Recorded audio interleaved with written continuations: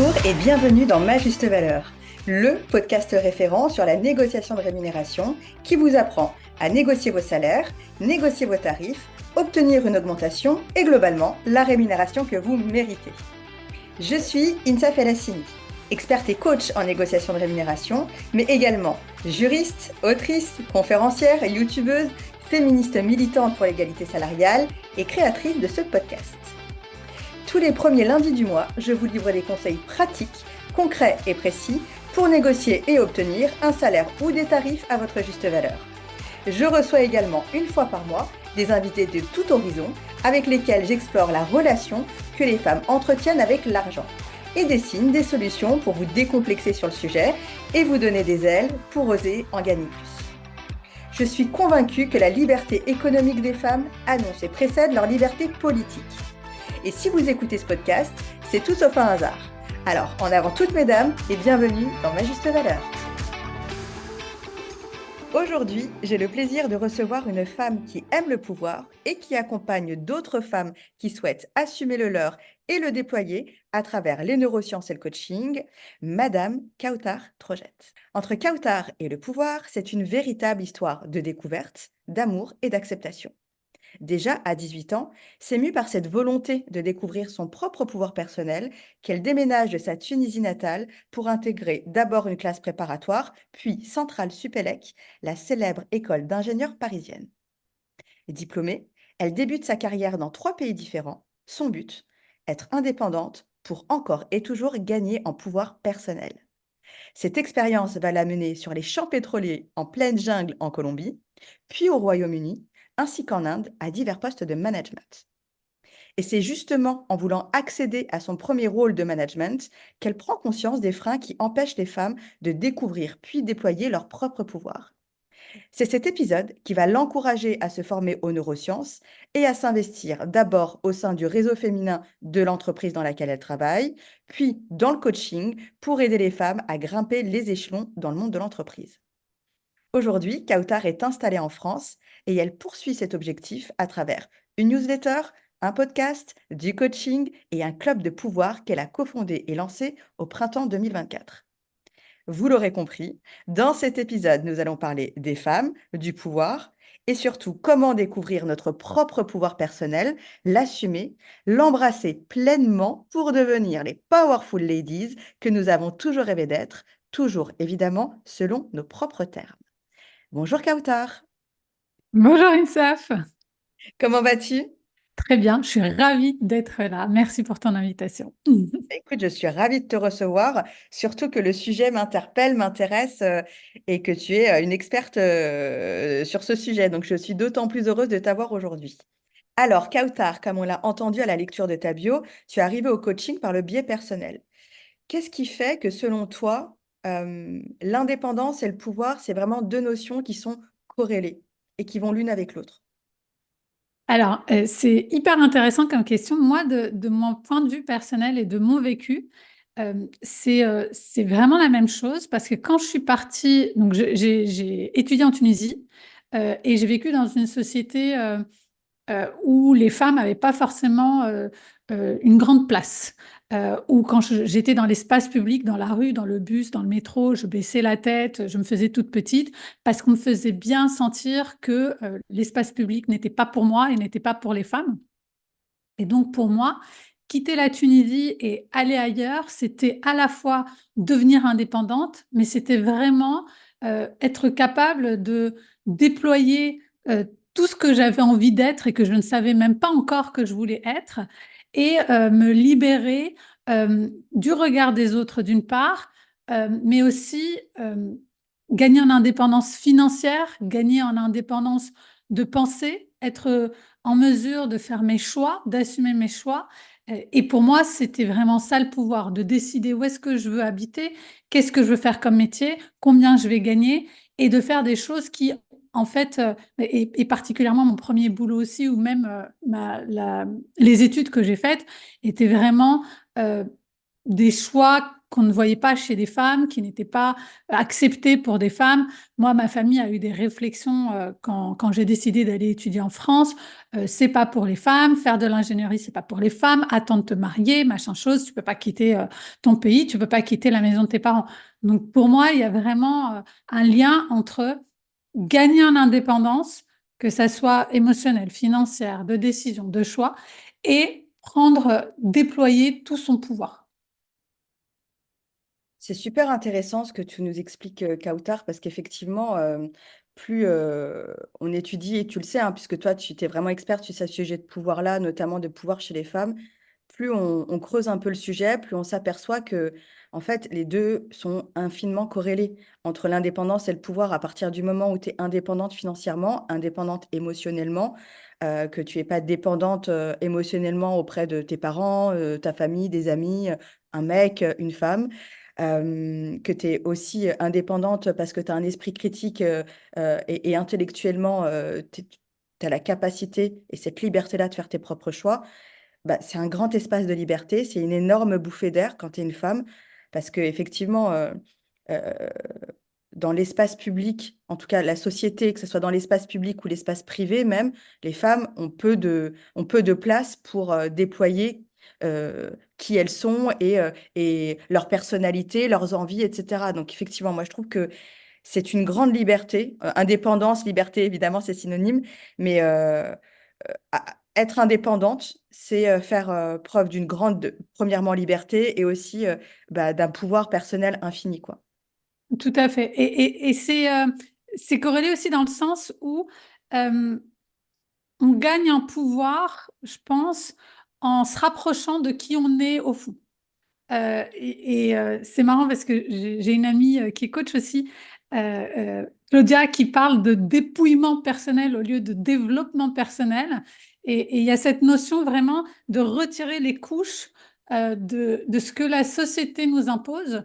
Et pour moi, c'est ça, gagner en pouvoir. La façon dont je vois mon parcours, c'est que si quand j'étais encore en Tunisie à 18 ans, on m'avait dit dans 7 ans, à 25 ans, tu seras en Colombie, au milieu de la nuit, entouré d'hommes de plus de 50 ans, et c'est toi qui dirigeras les, les opérations. Je leur dis, mais n'importe quoi, ça n'existe pas, c'est pas possible. Et en fait, au fur et à mesure qu'on gagne en indépendance, on gagne cet espace pour pouvoir se poser des questions de qu'est-ce qui m'anime, qu'est-ce que j'ai envie de faire. Et au fur et à mesure qu'on fait ça, on peut retirer des couches, se rapprocher de soi-même et donc se reconnecter à notre pouvoir intérieur. Et donc, c'est un cercle vertueux, si on veut. Et ça peut être aussi un cercle vicieux pour les personnes qui n'ont pas accès à cette indépendance et du coup, qui se déconnectent d'elles-mêmes et de leur propre pouvoir. Ah ouais, c'est tellement vrai, mais j'adore moi cette notion de dépouillement. C'est vrai qu'il faut retirer des couches un peu comme un oignon pour revenir à qui on est. Et en fait, finalement, en vrai, hein, on en revient toujours à la même chose. Le vrai pouvoir, la vraie indépendance, c'est être qui tu veux selon tes propres termes, de l'assumer et finalement de pas voilà de pas accepter de ployer le genou vers les injonctions ben, de la société, de ta famille, en tout cas de ce que attendent les autres de toi quoi. Être qui tu es, finalement, c'est le plus grand pouvoir au final. Exactement. Moi, je suis persuadée de ça. Et là où c'est difficile, c'est que il y a tellement de couches, en fait, euh, sociales, familiales, éducatives, qu'il y a plein de trucs qu'on n'a même plus conscience qu'elles viennent pas de nous, en fait. À un moment donné, on s'est mis à, par exemple, euh, vouloir avoir des enfants ou vouloir arrêter de travailler pour s'occuper de ses enfants. Ça, il y a plein de femmes qui, en fait, se dépouillent suffisamment pour réaliser, bah non, en fait, moi, je veux pas arrêter de travailler, moi, c'est ça qui m'anime, ou alors, bah, en fait, avoir des enfants, je sais pas d'où ça vient, j'ai toujours eu l'impression que je voulais des enfants, mais finalement, c'est pas mon désir à moi, c'est pas mon kiff. Ouais, ouais, carrément. Toujours voulu des enfants, toujours voulu avoir les cheveux longs, toujours voulu être marié, toujours voulu avoir un mec ou une nana, toujours voulu être mince, toujours voulu être X, Y. Ouais, ouais, c'est vrai. C'est hyper juste ce que tu dis. Ce que j'aime beaucoup, moi, dans ton travail, Kautar, c'est que bah, moi, avec ma juste valeur, les gens qui me connaissent un peu et qui me suivent savent que mes deux mots d'ordre, c'est factuel, rationnel. Donc, J'adore les maths. Je suis juriste, mais pour moi, le droit, c'est comme une formule mathématique au final. Et j'ai construit la méthode Ma Juste Valeur et tout mon travail, je pense qu'il est scientifique. En tout cas, il est basé sur des fondements scientifiques. Et ce que j'aime chez toi, c'est que déjà, un, tu es scientifique et du coup, ça se transpire, enfin, ça transpire vraiment dans tout ton travail. Et tu t'es pas juste formé au coaching, tu t'es aussi formé aux neurosciences et tu t'appuies sur les neurosciences pour pouvoir exercer ta pratique du coaching. Donc ça, c'est la première chose. Et la deuxième chose que j'apprécie beaucoup aussi dans ton travail, c'est que l'esprit, le mental et le corps sont intimement liés. Pour le coup, tu ne les décorrèles pas du tout. Et dans ton travail, dans tes prises de parole, que ce soit le podcast, la newsletter, les interviews que tu fais, à chaque fois, vraiment, tu fais référence au mental et au corps. Est-ce que tu peux nous en dire un peu plus sur ta formation? Qu'est-ce qui t'a amené à vraiment à corréler les deux et vraiment allier le fait que ben, l'un ne va pas sans l'autre et nous expliquer un peu plus en détail pour celles qui te découvrent ou qui ne te connaissent pas encore, comment tu appliques les neurosciences à ton travail. Oui, tout à fait. J'adore en parler en plus. Et je suis contente que ça transpire parce que pour moi, c'est essentiel. Et j'ai exactement la même approche que toi. C'est-à-dire que pour moi, euh, je suis fascinée par comprendre pourquoi les choses marchent et comment ça marche. Et pendant des années, je vivais ma vie sans savoir comment mon cerveau fonctionnait, jusqu'à ce que ça devienne un vrai problème au quotidien. C'est quand je suis devenue manager et que je vais travailler avec d'autres êtres humains et que je devais influencer des décisions ou comprendre leurs besoins, comprendre ce qui les animait. Et j'avais l'impression de pas savoir comment faire, de pas avoir d'outils. Et j'ai pas eu au début, j'ai pas eu de formation de management non plus. Donc, je suis allée chercher ça dans ce que j'ai trouvé. Et comme j'ai un biais très scientifique, je suis allée chercher dans des bases solides de comment fonctionne notre cerveau. Donc, c'est ça, ça a été vraiment ça ma porte d'entrée. C'était pratico-pratique. J'ai une équipe de 10 personnes.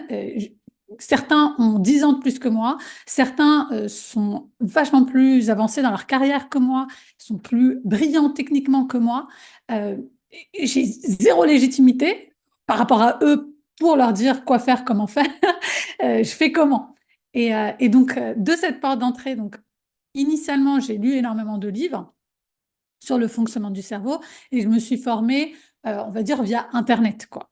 Et après, donc, mais comme je suis geek, alors je suis allée au fond des choses et entre autres, j'ai découvert des notions comme euh, ce qu'on appelle le modèle SCARF, SCARF. C'est un modèle qui explique un peu avec les mains quels sont les besoins fondamentaux d'un cerveau humain, d'un être humain.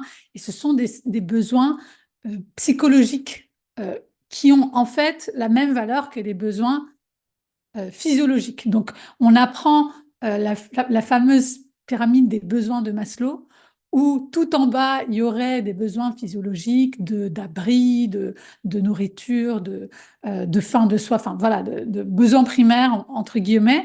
Et une fois qu'on a rempli ces besoins-là, il y aurait les besoins sociaux, psychologiques, parce que nous sommes des mammifères, donc on a besoin d'entraide au sein d'un même groupe. Eh ben, en fait, pas du tout. Le cerveau ne fonctionne pas comme ça. Le cerveau, euh, et si on a survécu pendant des millénaires, c'est justement parce qu'on est des mammifères et parce qu'on travaille en groupe. Et donc, notre cerveau, c'est fondamentalement construit sur cette idée-là. Et au même niveau que nos besoins physiologiques se trouve un certain nombre de besoins psychologiques. Et donc, entre autres, la peur de l'ostracisation, ce qui correspond à un besoin de se sentir appartenir à un groupe, un besoin de justice, un besoin de statut. Et le statut, c'est ce qu'on choisit qu'il est. Donc, ça peut être un statut social, un statut financier, etc., un statut familial. Mais il y a un besoin de statut, un besoin de certitude, un besoin d'autonomie et un besoin de justice. Donc ça a été la première porte d'entrée. Et à partir de là, bah après, quand je me suis formée au coaching, j'ai fait une formation auprès d'une docteure en neurosciences au Canada. Et là, on est allé vraiment comprendre avec toutes les études de neurosciences appliquées au coaching qui existent depuis une trentaine d'années, puisque toutes ces recherches sont assez récentes. comprendre tout un tas de notions euh, de, de, de travail d'équipe ou de travail individuel et comment ça fonctionne au niveau du cerveau. La plupart des gens dans notre société actuelle pensent que on a un mental d'un côté et on a un corps d'un côté et que le mental dirige le corps. Donc, que le mental choisit, guide et le corps suit par derrière. Et lors de cette formation de 4 mois, je crois, euh, un des premiers principes fondamentaux qu'on a vu, c'était que le cerveau était en fait une partie du corps. Que c'est comme si on avait une petite coopérative entre tous les organes du corps et que la coopérative a décidé que le cerveau allait être le DAF, le chef financier, et que le cerveau allait attribuer les ressources à toute la coopérative, à tous les autres organes. Mais ça ne fait pas de lui le chef, ça fait juste de lui le comptable. Et c'est très bien, là, c'est très bien d'avoir un comptable et d'avoir quelqu'un qui regarde aussi les projections financières. Est-ce qu'on va avoir assez d'énergie? Est-ce qu'on va avoir assez de sucre pour aller faire du sport demain? Ah non, on n'en a pas. Tac, alors on ferme tout et on envoie des signaux de fatigue. Et demain, quand Madame Insab va se réveiller le matin et qu'elle voudra aller faire son yoga, eh ben, elle aura une sacrée envie de retourner se coucher. Et nous, on garde nos stocks d'énergie qui ne sont pas suffisants pour permettre à Insab d'aller faire son sport.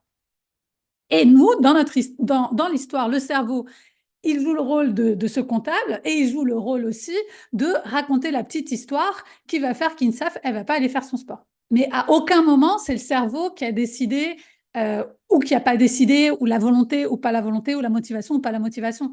En fait, à la base, on est des êtres humains qui vivons dans un corps et c'est notre corps qui décide pour nous.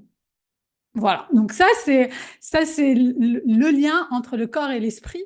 Et puis, c'est très intéressant parce que moi, quand j'ai appris ces choses-là, je sortais d'un parcours difficile pour tomber enceinte, d'un parcours PMA, de filles qui ont raté, etc. Je pense, un état de fatigue professionnelle, c'était au travail à l'époque, un état de fatigue tel que euh, ma, ma fertilité en a payé le prix. Et donc, grosso modo, j'ai vécu dans mon corps euh, ce que j'ai compris par la suite, grâce aux neurosciences, qu'en fait, euh, mon corps avait des carences, aussi bêtes que ça, carence de sommeil, carence de nutriments, et qu'il l'a répercuté sur mes états mentaux, sur mes états de forme, de fatigue, d'énergie, de me sentir capable ou pas capable, motivé ou pas motivé. Et puis, il a répercuté aussi sur ma santé, sur le fait que mon immunité était en berne, que je tombais malade tous les mois, et bien sûr que j'arrivais pas à tomber enceinte. Mais en même temps, si le corps a pas ce qu'il faut pour survivre, il va pas se mettre à tomber enceinte non plus. C'est hyper intéressant. C'est hyper intéressant parce qu'effectivement, tu vois, le corps, pour le coup, lui, il a des bons réflexes de survie, c'est-à-dire qu'il va pas se mettre en sur-régime pour accueillir une nouvelle vie si déjà il peut pas préserver celle dont il a la responsabilité à date. Donc, c'est Exactement. hyper intéressant. Exactement. Et le cerveau, lui, ne joue que le rôle de messager, si on veut, enfin de celui qui contrôle les finances, mais aussi celui qui crée la petite histoire de euh, pourquoi est-ce qu'on n'arrive pas à faire les choses. Parce que notre cerveau, son rôle, c'est aussi de nous protéger en analysant en permanence tout ce qui se passe dans notre environnement et essayer de comprendre le pourquoi des choses pour nous permettre de gérer la certitude, puisqu'on a un fort besoin de certitude. C'est hyper intéressant. C'est d'autant plus intéressant et je trouve aussi libérateur tes explications et tout ce rationnel, Kautar, parce que tu vois, par exemple, moi, j'ai plusieurs clientes que j'accompagne qui sont à des postes de management et qui sont mais, bloquées par ce besoin de validation. Et des fois, c'est un peu compliqué de comprendre d'où ça vient, donc on travaille, etc. Mais sur le pourquoi ce besoin de validation, etc. Mais en fait, ce besoin de validation, si je comprends bien, d'après tes propos, il est fortement lié à cette peur-là d'être ostracisé. Et en réalité, dès qu'on comprend ça, on se dit pas, bah, ça vient de moi, c'est moi de ma faute, j'ai des blessures internes, whatever, tu vois. Tu commences pas à te raconter une histoire, comme tu le dis si bien. Et tu comprends assez rapidement que d'où vient, quelle est la source, pardon, et tu peux l'adresser assez rapidement. Et ce besoin de validation, cette peur de stratisation, on la retrouve beaucoup aussi dans les femmes qui veulent avoir accès au pouvoir, mais qui en ont peur. Parce qu'au final, et si on en vient à cette question de pouvoir, finalement, cette question de pouvoir-là, ce besoin de pouvoir, ou cette envie de pouvoir, ou cette peur du pouvoir, vient du fait que c'est une notion, un terme qui est hyper lourd et très chargé émotionnellement, socialement, etc. D'où ça vient, à ton avis, et pourquoi est-ce que cette notion de pouvoir, elle est hyper dure pour les femmes de manière générale à l'accepter? Bon, ça, c'est une majorité, mais il y a aussi d'autres femmes qui adorent le pouvoir et qui l'acceptent, qui l'accueillent et qui n'ont aucun problème. Mais quand même, si on parle à la grande majorité, il y a quand même un peu, pas des réticences, mais enfin, pour donner une image, c'est comme si on te donne le pouvoir du feu et tu te dis, bon, ok, là, je vais jouer avec le feu, donc j'ai intérêt à être vraiment bien préparé. Et d'autres personnes vont dire, ah non, moi, je jouerai jamais avec le feu, j'en veux pas. Non, merci, j'ai trop peur d'être ostracisée, donc je le laisse aux autres, notamment aux hommes. Oui, complètement. Alors, le pouvoir, c'est un vrai tabou chez les femmes, hein, on peut le dire, autant que l'argent. Et tu le sais aussi bien que moi. Il y a trois trucs, de toute façon. L'argent, le pouvoir et le sexe. Et ça, c'est trois tabous et trois tabous par rapport à l'image qu'on se fait des femmes, que notre société a construit des femmes et de la place des femmes. Ce qui est très intéressant, c'est que déjà, c'est lié, et en particulier le pouvoir. Euh, quand on repense à cette allégorie de création de l'humanité et de Adam qui naît dans le jardin d'Éden et Ève qui sort de la côte d'Adam, à un moment donné, on s'est bien foutu de notre gueule parce que jamais une femme n'est sortie de la côte d'un homme. En revanche, tous les hommes sont sortis du vagin d'une femme, tu vois? Ils ont pu grandir au sein de leur côte. Exactement, exactement. D'ailleurs, il y a une affiche célèbre d'une manif, je crois en Espagne, où c'est justement, c'est pas Adam qui est sorti c'est pas Ève qui est sortie de la côte d'Adam, c'est tous les hommes qui sont sortis du vagin des femmes, quoi. J'adore. C'est ça, C'est un du fait vagin. scientifique, hein. C'est un fait scientifique. Exactement. Et donc, il y a cette théorie, en tout cas, que parce que les femmes ont ce pouvoir créateur, je ne sais pas, mais en tout cas de, d'être le passage de la vie, c'est un pouvoir qu'aucun homme n'a. Et c'est dérangeant dans la société dans laquelle on vit, et je ne parle pas d'aujourd'hui, hein, je parle à partir du Moyen Âge au moins, et peut-être même avant, c'était dérangeant que la femme ait ce tel pouvoir. Donc, la société patriarcale s'est construite pour limiter le pouvoir des femmes. Comment est-ce qu'on fait? Eh ben, on crée des archétypes de quelle est la place d'une femme, quel est le rôle d'une femme, et quelle est la place de l'homme, et quel est le rôle de l'homme.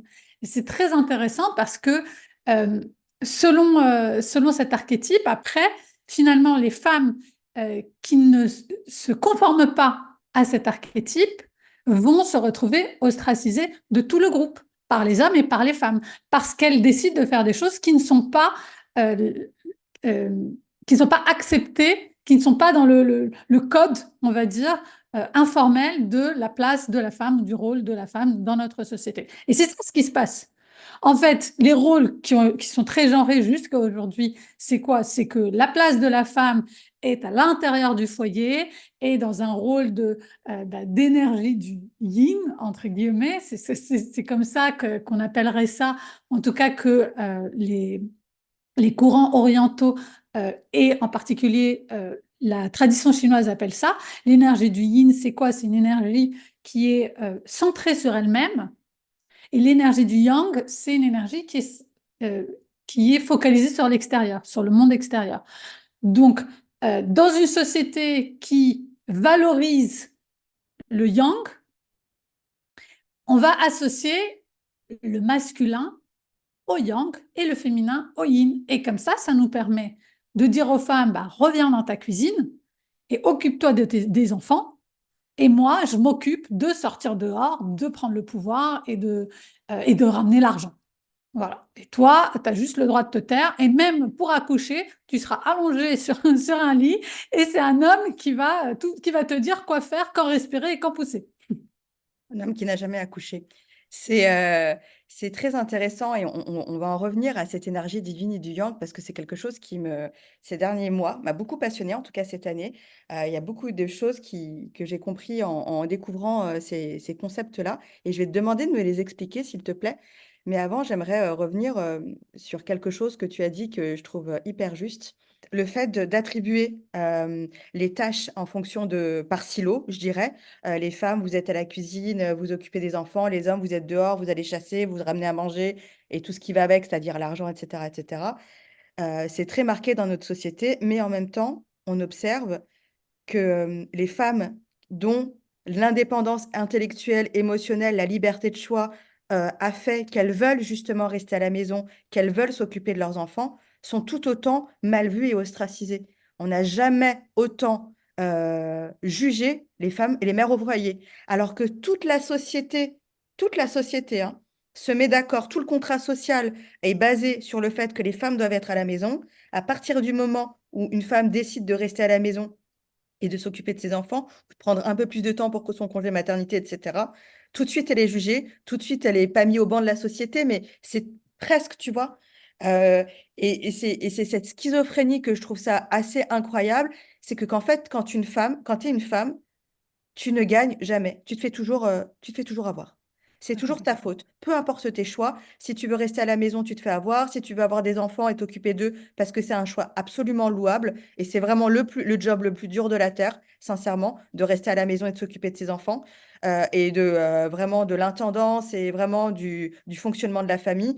Tu es jugé. Quand tu travailles et que tu délègues tout ça à quelqu'un d'autre, tu es jugé. Si tu décides d'exercer ton pouvoir en allant à l'extérieur et devenir chasseuse, bah, tu es jugée. Et au final, on s'aperçoit que dans la société patriarcale, tu es tout le temps jugée. Mais C'est ça. voilà. Mais parce qu'en fait, ce qui dérange, c'est pas tant que tu restes à la maison, ou c'est pas tant que tu sortes, c'est que tu exerces ton pouvoir. C'est ça qui, qui dérange en fait. C'est les gens qui sont mis face au fait que eux n'ont pas forcément exercé leur propre pouvoir et ne font pas ce qu'ils font par choix, mais par conformisme. C'est ça qui dérange finalement. C'est pour ça que les femmes qui choisissent X se font juger et les femmes qui choisissent Y ou le contraire de X se font aussi juger. Parce qu'il y a le choix, parce qu'elles ont exercé leur choix. C'est très juste. Si on reprend cette notion de pouvoir et qu'on essaye un peu de la creuser, Kautar, il y a donc des concepts que tu as évoqués un peu plus tôt là, qui sont, peu importe comment on les appelle, mais en ce moment, ils sont beaucoup appelés énergie féminine, énergie masculine, ou le yin et le yang. Alors, tu nous as un peu expliqué ce que c'était l'énergie yin, ou dite énergie féminine, et l'énergie yang, ou dite énergie masculine. Moi, ça m'a un peu choquée au départ quand j'ai découvert ces concepts-là, parce que j'ai découvert que l'énergie yang ou énergie masculine, c'était vraiment l'énergie d'action, de faire, d'aller à l'extérieur, to make shit done. Tu vois ce que je veux dire? Et je me suis dit, mais qui? C'est forcément un homme qui a donné ce nom-là, parce que moi, franchement, dans ma vie, les, les personnes qui get shit done, qui font les choses, c'est les femmes. En tout cas, de ce que je connais, il y a des hommes qui font des trucs. Je dis pas que les hommes ne font rien ou que c'est des incapables. Mais purée, franchement, quand je vois les femmes autour de moi, et quand je dis les femmes autour de moi, c'est pas que mon microcosme. Je parle des femmes de ma famille, je parle des femmes de l'école, de la femme qui partage ma nounou et qui est en cofamille, de ses amis, des amis de mon mari, des sœurs de mon mari, enfin, de la mère, de ma mère, des tantes, etc. Quand je regarde un peu autour de moi, je me dis, mais purée, les femmes, dans leur essence, c'est d'aller faire des trucs, quoi. C'est elles qui... Et tu le vois bien, par exemple, pour moi, l'exemple le plus marquant, c'est que tu vas dans les populations dites du tiers-monde, hein, je ne sais pas si on les appelle encore comme ça, mais en tout cas des BRICS, mais en tout cas, les populations, soit en Afrique, soit En en voie Inde, de développement, hein. ouais, en voie de développement, soit en Asie, etc., qui sont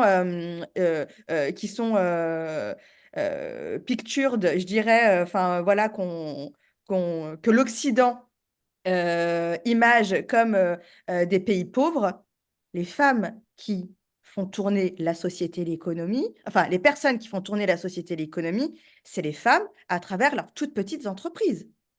Complètement. Oui, Dire oui. en Afrique, les femmes, elles vont, c'est elles qui enfantent, c'est elles qui gèrent leur famille, c'est elles qui vont chercher à manger, c'est elles qui se démerdent. mais qui vont gratter la terre pour aller trouver le centime ou la pièce de monnaie pour aller trouver à bouffer pour leur gamin. Donc, pour moi, quand on m'a dit que l'énergie du faire, de faire en sorte que les choses aboutissent, etc., c'est l'énergie masculine, j'ai dit, mais vous vous foutez de ma gueule, en fait. Et Ouais. l'énergie féminine ou l'énergie dite du yang, c'est l'énergie un peu, en tout cas, d'après ce que j'ai découvert, c'est toi un peu la spécialiste, donc tu nous diras si mes recherches, en tout cas ce que je verbalise est vrai ou faux ou et peut être corrigé. Mais c'est plutôt l'énergie, voilà, de la contemplation, de faire confiance à l'univers, de se dire, bon, bah, je vais m'écouter, je vais écouter les signaux, etc. Mais encore une fois, guys, c'est une énergie, c'est les femmes qui font ça. Tu vois, j'ai l'impression qu'en tout cas, ces termes-là, énergie féminine et énergie masculine, ils sont pas bons. Et j'ai trouvé ça hyper culpabilisant parce que moi, si j'ai appliqué ça à moi-même, ben, de fait, je suis vachement dans l'énergie dite masculine. Moi, il y a un truc, je suis une machine de guerre, je suis un rouleau compresseur. Quand j'ai un truc en tête, j'y vais et rien ne m'arrête. Et je me suis dit, mais c'est peut-être ça aussi qui fait que tu es peut-être trop masculine, INSAF, etc. Et en discutant avec d'autres amis, et d'ailleurs, j'en avais discuté dans un épisode du podcast avec Aline Bartoli, et en fait, c'est aussi hyper culpabilisant pour les femmes qui sont dans cette énergie d'aller chercher les choses, de s'assurer que ben, leur rêve soit accompli, en tout cas de get shit done, comme on dit. Ben, on leur dit, tu fais peur aux mecs, tu es trop dans l'énergie masculine, etc. Donc, de fait, on les ostracise d'une certaine manière. Donc voilà, tout ça pour dire que je suis curieuse et j'ai beaucoup d'appétit pour avoir ton opinion là-dessus, parce qu'en finalement, encore une fois, je trouve que c'est une construction sociale qui écarte les femmes de pouvoir en leur disant, tu veux du pouvoir, fine, vas-y, mais par contre, tu devras en subir les conséquences.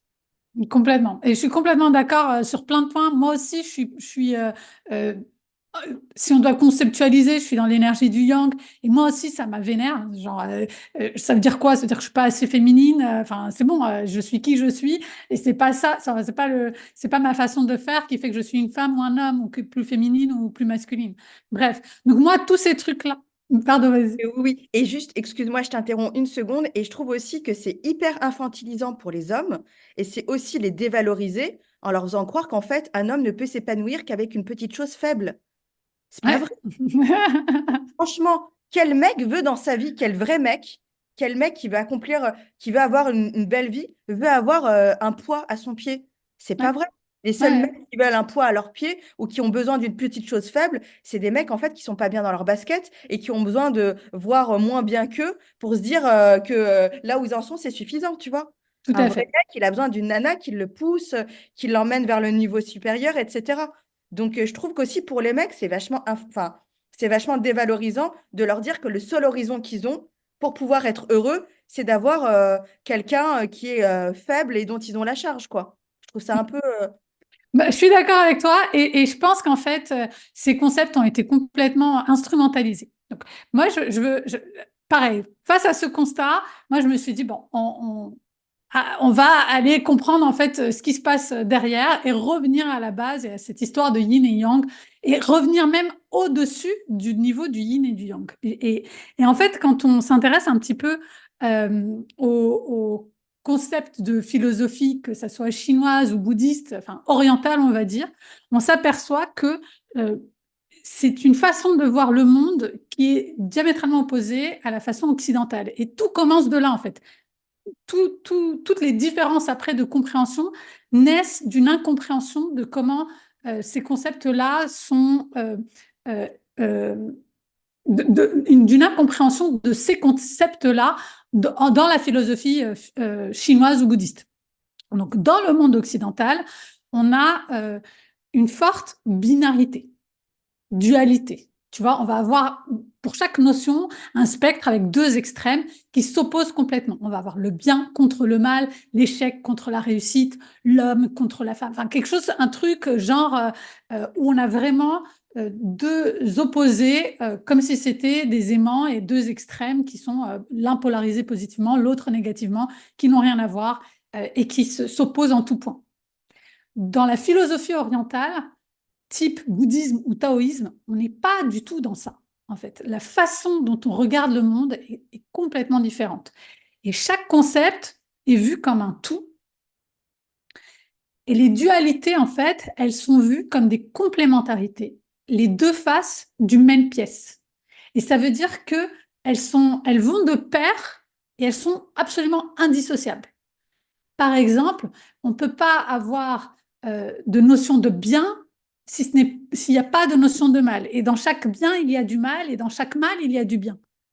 Et c'est cette idée qu'en fait, si tu vas vers un extrême de l'un, tu retournes à l'autre. Et que les deux choses vont ensemble, ils sont vraiment indissociables et complémentaires.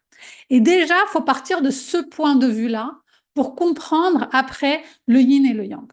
Dans ce contexte, le concept de vie est associé lui aussi à une complémentarité et une union entre ce qu'on appelle le yin et ce qu'on appelle le yang. Et le yin, ça fait référence à tout ce qui est matière, flow, euh, on va dire, qui s'adapte, enfin toute l'énergie, on va dire. Et le yang, et le yin, c'est aussi tout ce qui est le retour à soi. Et le yang, ça va être ce qui l'entoure, ce qui structure, ce qui est l'énergie qui va vers l'extérieur. D'accord? Et par exemple, dans tout concept de vie, on va retrouver du yin et du yang. Et ces deux choses, encore une fois, vont ensemble. Si on prend une rivière, le yin, ça va être le flot de l'eau. Et le yang, ça va être le lit de la rivière. Si on n'a pas de lit de rivière, on n'a pas de rivière parce que l'eau va s'éparpiller partout. Mais si on n'a pas d'eau, on ne va pas avoir de rivière non plus parce que ce sera que de la terre. Et en fait, dans tout concept, donc par exemple, l'être humain, il va respirer. Il va avoir un moment d'inspiration où il va revenir à lui et le moment d'expiration où il relâche vers l'extérieur. Ça, c'est le yin et le yang. Il va y avoir la phase de sommeil et la phase d'éveil, le yin et le yang. Encore une fois, c'est des choses, on ne peut pas avoir de vie si on n'a pas ces deux-là. On ne peut pas avoir de mouvement si on n'a pas des muscles qui se tendent et des muscles qui se relâchent. Donc c'est ça le concept du yin et du yang. Ils sont fondamentalement indissociables. Maintenant, le problème, c'est que par extension, et c'est que cette notion a été instrumentalisée au cours de l'histoire pour dévaloriser le féminin. Ce qui s'est passé, c'est que dans l'histoire, il y a eu une de ces deux énergies qui a été valorisée et l'autre qui a été dévalorisée. Et à chaque fois, l'énergie qui a été dévalorisée a été associée au féminin. Par exemple, justement, les moines bouddhistes, il y avait ce côté très yin où ils doivent être dans la contemplation, la méditation. Donc tout ça, c'est le repli vers soi, donc c'est du yin. À l'époque, c'était réservé aux hommes. Donc les hommes étaient dits dans l'énergie du yin. Et le yang était mal vu. C'était aller faire les choses bassement matérielles, et ben, c'était ramené aux femmes. Et les femmes étaient dévalorisées parce qu'elles étaient ramenées au yang. Aujourd'hui, c'est l'inverse. Aujourd'hui, le yang est valorisé, le faire est valorisé, l'action extérieure, etc. Et le yin, l'empathie, le repos, la phase d'inspiration, elle est dévalorisée et elle est rattachée à la femme. Mais en vrai, si tu prends n'importe quel humain, il a du yin, il a du yang. Il ne peut pas vivre sinon. Et là où les problèmes arrivent, bon, d'une part, c'est quand on fait cette instrumentalisation où on dit bah, les hommes sont que cette énergie, les femmes sont que cette autre énergie, parce que d'une part, tu l'as dit, bah, ça crée des injonctions sociales et de l'ostracisation si on ne se conforme pas à ces injonctions sociales où une femme doit faire ceci et ne peut absolument pas faire cela et vice-versa pour l'homme. Ça crée un sentiment d'inadéquation qui est ce que toi et moi, on a vécu parce qu'on nous a dit, on nous a mis dans l'autre équipe et on s'est dit, bah, tiens, ça veut dire qu'on n'est pas assez féminine. Et pareil chez les hommes qui vont se dire, bah, tiens, et c'est ce qui arrive aujourd'hui, les hommes qui sont plus dans l'art, dans ceci, dans cela, on va les catégoriser de femmelettes, et rabaisser, bien entendu, ces conditions-là, rabaisser tout ce qui a trait au féminin et rabaisser les hommes qui ont ces traits-là, parce que bien sûr, être une femme, c'est être au bas de l'échelle. Hein. Et en plus, ça laisse sur la touche toutes les personnes qui ne se reconnaissent pas dans un genre unique ou dans un genre spécifique, tous les non-binaires, les gender fluides. Donc vraiment, cette association, elle est à la fois inexacte, elle est déroutante et en plus, elle est très toxique et culpabilisante. Donc pour moi, l'association masculin, yang, féminin, yin ou vice-versa, c'est du bullshit, c'est un piège, il faut en sortir. Ça ne veut pas dire que voir le monde euh, au travers du filtre du yin du yin et du yang, c'est pas justement une façon de sortir des binarités qui peuvent exister dans la façon très occidentale de voir le monde. Moi, j'adore voir ça comme ça. Et justement, la notion du pouvoir, elle est neutre. Elle n'est pas liée au yin et au yang. Pareil, là aussi, on nous fait croire que l'énergie du pouvoir serait le yang, serait dans le faire, alors que dans l'être, il y a énormément de pouvoir aussi de revenir à soi, d'être connecté à ses désirs, à ses besoins et de pouvoir les communiquer en gardant cette notion-là comme un compas. Et quand on parle de management transformationnel, c'est le management qui justement part du jeu, part jeu la première personne du singulier, et part de je rêve de ceci, j'aspire à cela et je vois le monde ainsi. Qui me rejoint pour construire cette vision-là? Et bien ça, c'est l'énergie du yin. Ouais, ouais, absolument. Versus le management transactionnel où on est là pour une transaction et il n'y a pas de... Ça s'arrête là, quoi. C'est un Exactement. one-shot. Et c'est tu fais ci, tu fais ça, et là on est dans le faire et dans l'énergie vers l'extérieur. On dit aux gens quoi faire. Alors que dans l'autre cas, on se concentre sur soi-même, ses besoins, ses envies, ses rêves. Hyper intéressant et aussi c'est très explicatif pour toutes les femmes qui nous écoutent parce que j'ai beaucoup d'auditrices à chaque fois, surtout cette année, j'ai beaucoup parlé de ces sujets-là, des femmes, parce que j'ai réalisé qu'il y a, que les femmes, et toi je pense que si tu le réalises aussi avec toutes les femmes que tu accompagnes, les femmes qui sont tournées vers le pouvoir tel qu'il est considéré par notre société ou en tout cas tel qu'il est défini ou étiqueté dans notre société actuelle, notamment en France mais ailleurs aussi, on va dire occidentale, beaucoup en fait se retrouvent un peu piégés en se disant j'ai eu envie de me réaliser. Et en voulant me réaliser, ben, je me suis fait ostraciser par ma boîte, j'ai pas obtenu ce que je voulais, et en plus aujourd'hui, je n'arrive pas à trouver quelqu'un avec qui construire une vie, etc. Et c'est vrai qu'il y a beaucoup de femmes qui se trouvent en souffrance et qui du coup ont identifié la racine de leur problème comme étant le pouvoir. Et donc c'est bien, c'est intéressant aussi de voilà de dénouer toutes ces notions-là et de leur expliquer que tu n'es jamais malheureuse en étant qui tu es. Tu es malheureuse en étant qui les autres veulent que tu deviennes, quoi. C'est plutôt ça qui apporte le malheur. Tout à Euh, fait. Oui, j'aime- et d'ailleurs, il y a la contraposée aussi, c'est les femmes qui, elles, suivent le chemin tout tracé pour elles, qui se réveillent à 30, 40, 50 ans, et même après ou parfois avant, en se disant, bah, tiens, moi j'ai rempli ma part du contrat, j'ai fait ce qu'on m'a dit de faire, mais aujourd'hui, je ne suis pas épanouie, je ne sais pas qui je suis, je ne sais pas à quoi j'aspire. Je rencontre aussi énormément de clientes dans ce cas-là. Et en fait, que ça soit les unes ou les autres, euh, ce qui fait toute la différence, pour moi, c'est l'ancrage. Et l'ancrage, c'est le retour à cette énergie un peu du yin, finalement, parce que le problème, il vient toujours d'un déséquilibre entre ce yin et ce yang, qu'on parle d'un homme, qu'on parle d'une femme, qu'on parle de pouvoir ou pas de pouvoir. C'est quand on va trop dans une de ces énergies-là qu'on va se déconnecter de l'autre énergie. Donc, et moi, je rencontre énormément de clientes qui sont plus dans le yang, dans le faire, dans l'agir, et qui se déconnectent de leur propre ressenti, de leur propre corps, de leurs envies, de leurs besoins, et qui sont incapables de dire à quoi elles aspirent, qui disent bah, je ne sais pas, en fait, je me suis perdue quelque part sur le chemin. Ouais, ouais, c'est hyper intéressant.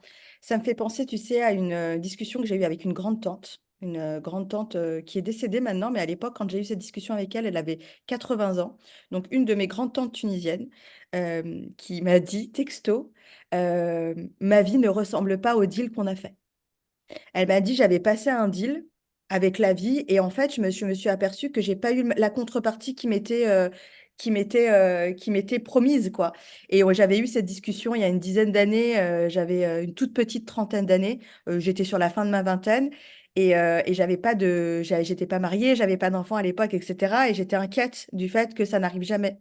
Et elle m'avait dit, mais Insaf, tu sais, tu es une des premières femmes de toute une génération de femmes qui a la chance de pouvoir décider de la vie qu'elle veut avoir. Moi, je n'ai pas eu cette chance-là. On m'a dit, le contrat, c'est celui-ci. remplis ta part du deal et tu seras épanoui, tu auras ci, tu auras ça, etc. Et en fait, tout ce qu'on m'a promis, je ne l'ai pas reçu. Donc, de toute manière, quitte à ne jamais rien recevoir, fais ce que tu veux faire. Et j'ai D'accord. trouvé ça, franchement, d'une sagesse incroyable.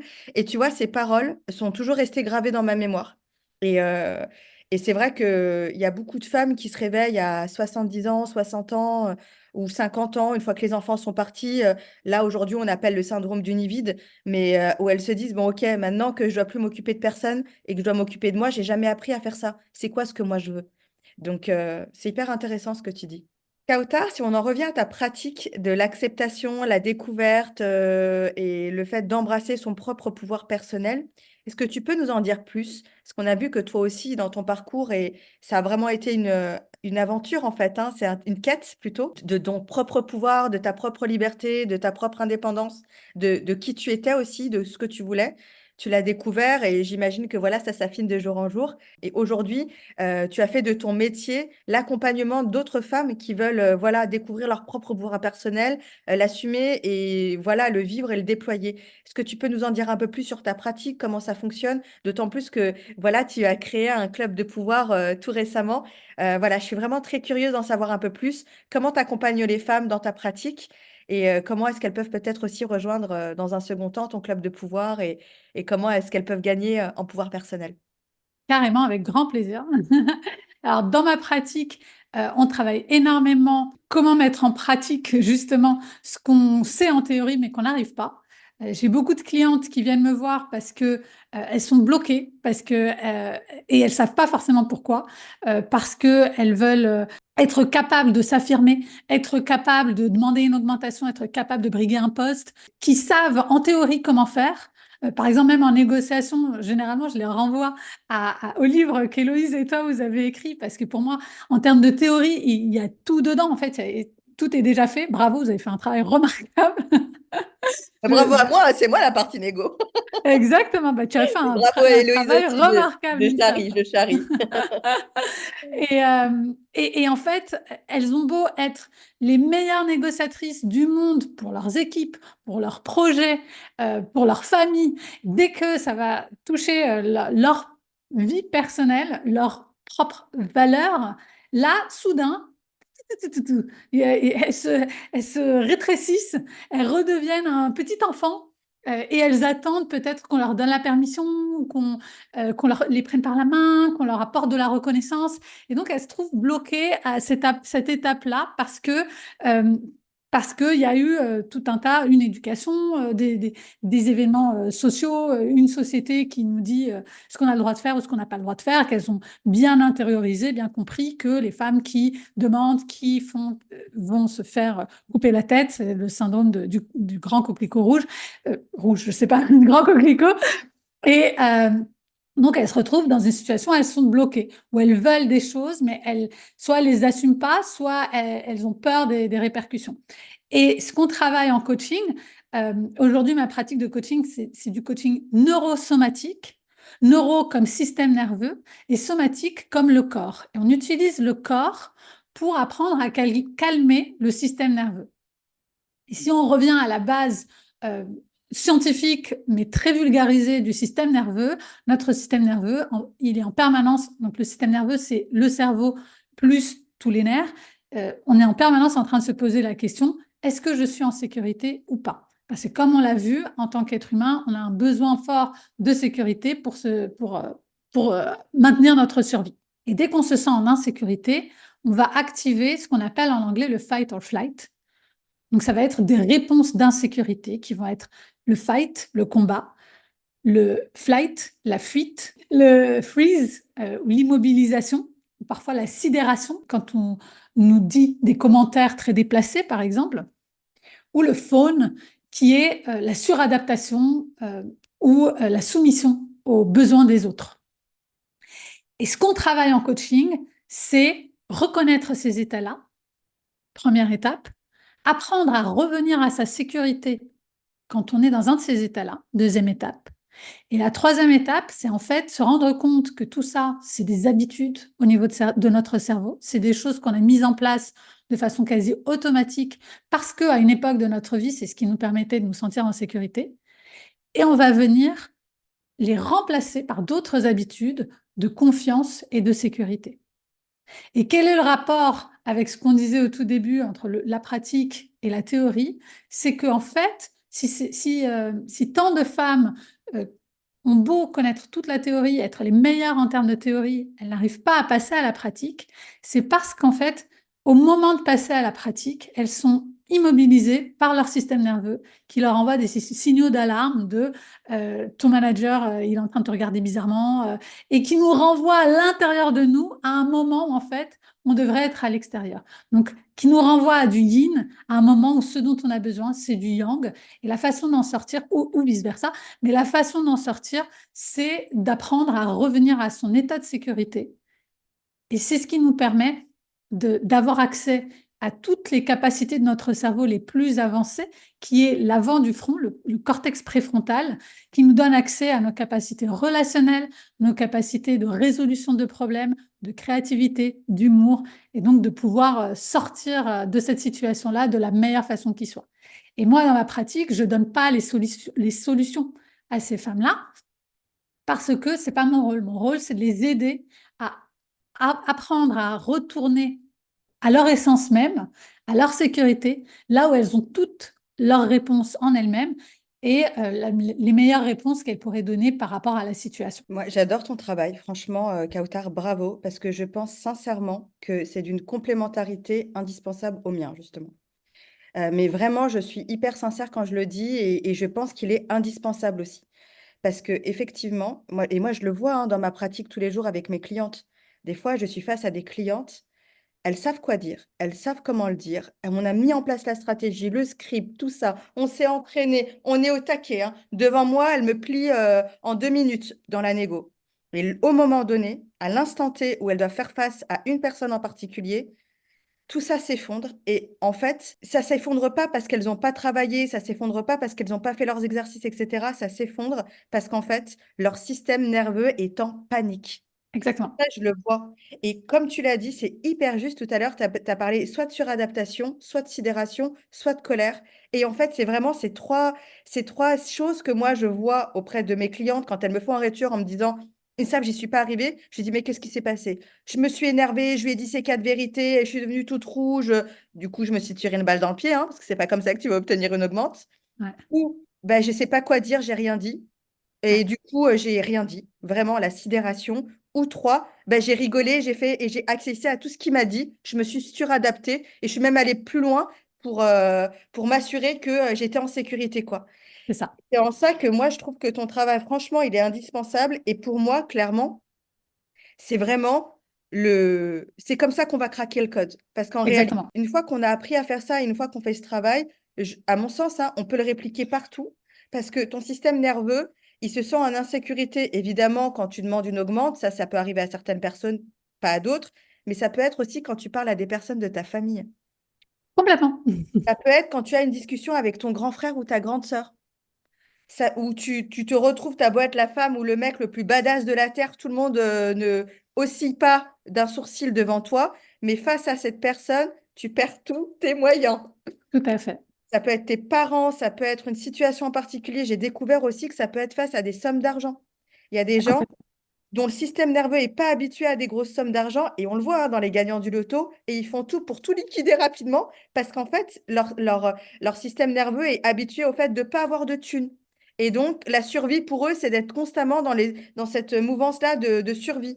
Donc, vraiment, moi, je trouve que ton travail en ça est indispensable, et j'invite tout le monde vraiment à aller te voir, parce que une fois que tu as craqué ce code-là, bah, en fait, tu peux le répliquer toutes tes difficultés, enfin, tous les zones d'amélioration dans ta vie. Tout à fait. Il y a beaucoup de femmes, justement, qui viennent me voir et me disent, je suis dans l'auto-sabotage. Et l'auto-sabotage, c'est exactement ce que tu dis par rapport à l'argent.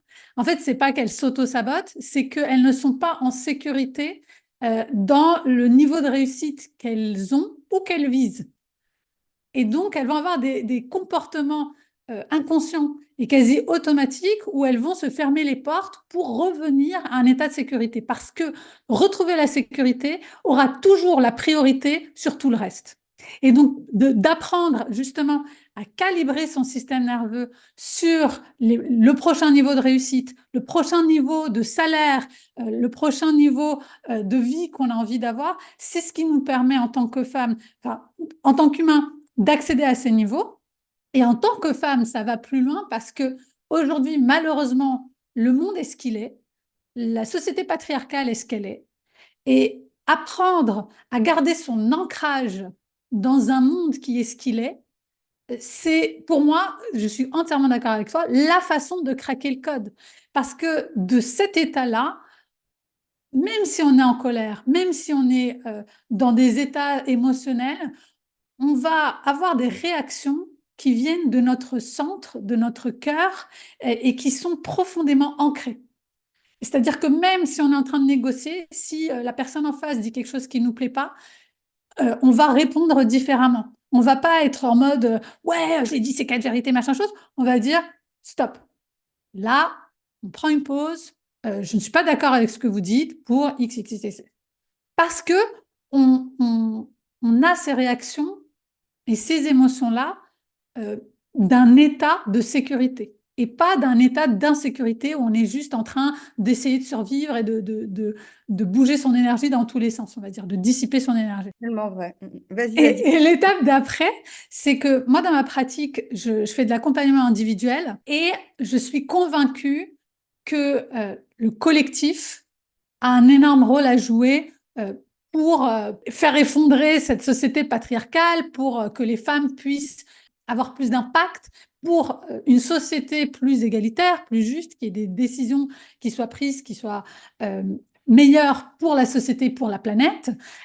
Et donc, j'avais envie d'aller à l'étape d'après, d'avoir plus d'impact et de créer une communauté de femmes qui puissent apprendre ces outils et collaborer.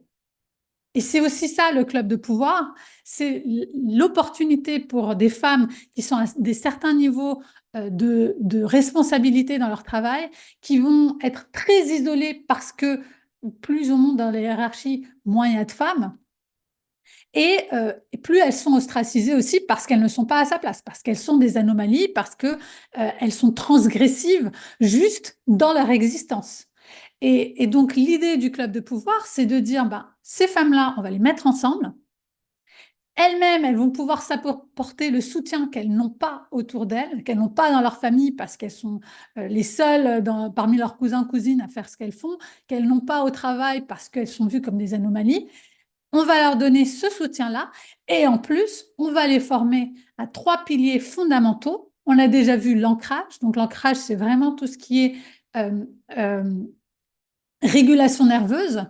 Et on va les former sur la stratégie.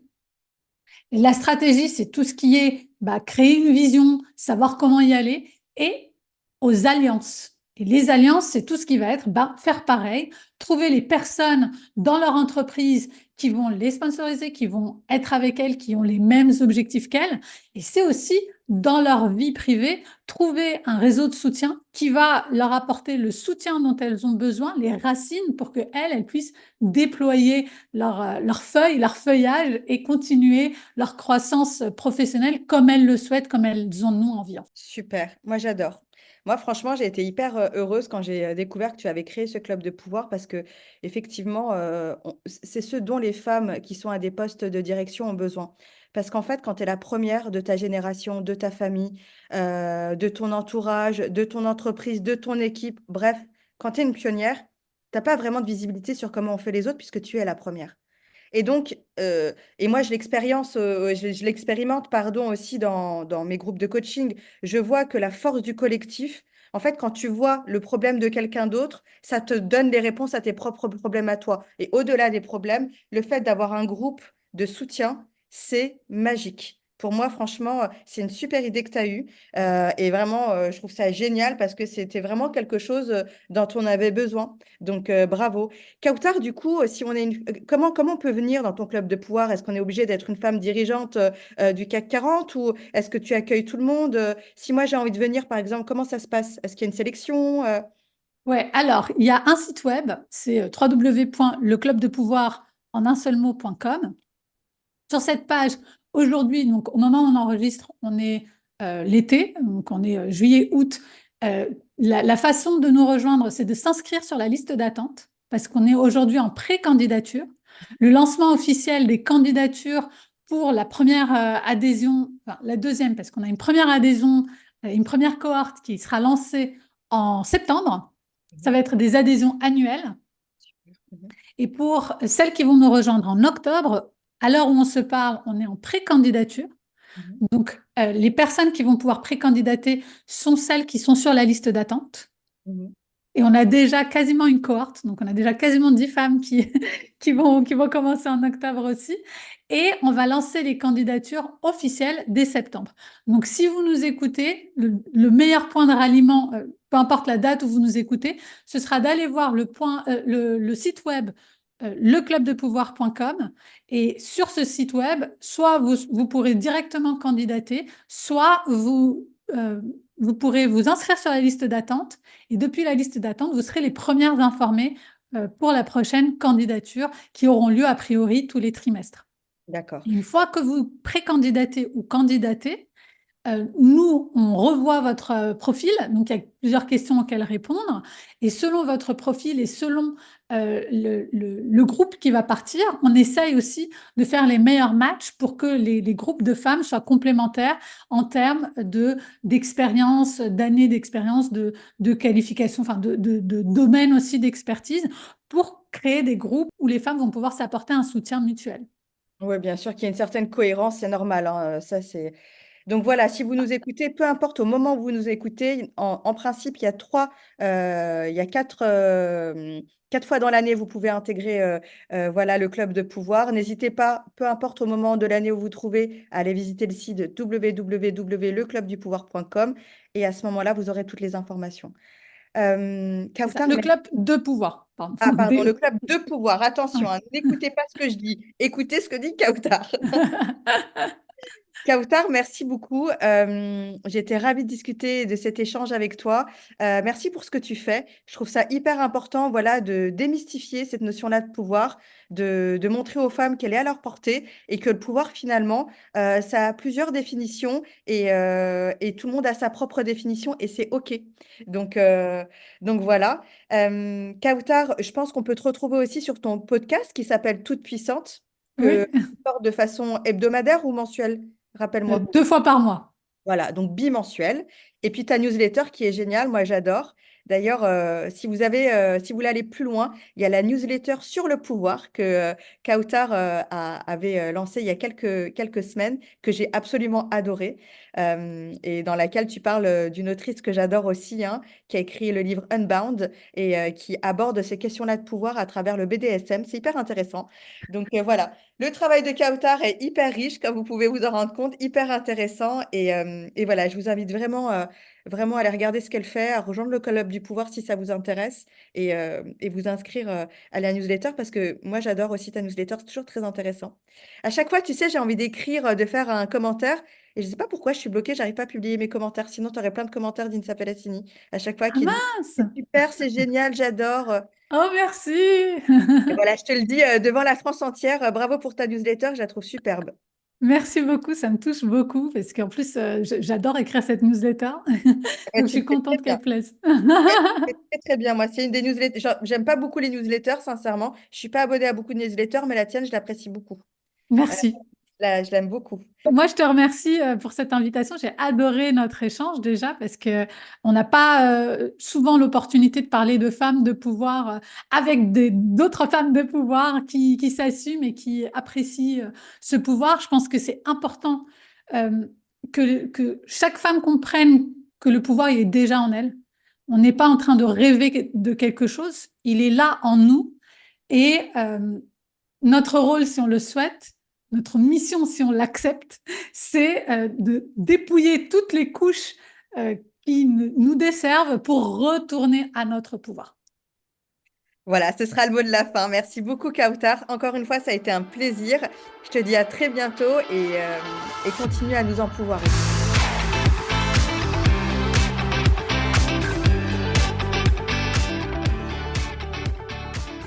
Si vous aimez le podcast Ma Juste Valeur, vous allez adorer notre programme et nos offres de coaching à la négociation de rémunération.